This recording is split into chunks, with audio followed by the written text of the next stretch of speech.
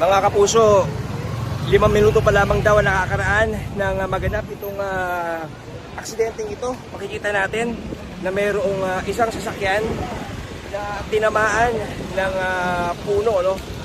Malaking branch ito ng isang puno dito sa may bahagi ng UN Avenue, no? Kanto ng UN Avenue at sa Pacobo Street. So, tingnan natin mga kapuso. Wasak na wasak itong unahang bahagi ng sasakyan.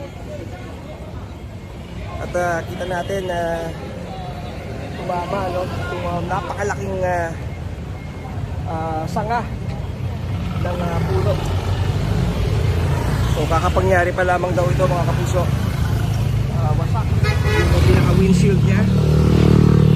At hopefully ay wala namang nasakyan dito, nasaktan dito sa aksidente ito. So, kita natin itong truck na kanina nandito sa likod ng kotse, maatras na dahil hindi nga sila makadaan. At itong mga kotse na parating pa lang dito, hindi makakalusot dito sa may bahaging ito mga kapuso, dito sa UN Avenue. Yung mula, ang area nito, mula din sa Taft Avenue, papunta sa direksyon mga kapuso ng Rojas Boulevard. So hindi ito possible itong area nito, itong lane na to. Malapit pa man din ito sa may bahagi ng Quirino Grandstand kung saan nagkakaroon ngayon ng aktibidad sa prosesyon ng Team ng Nazareno. So sa ngayon, itong sitwasyon dito mga kapuso, no?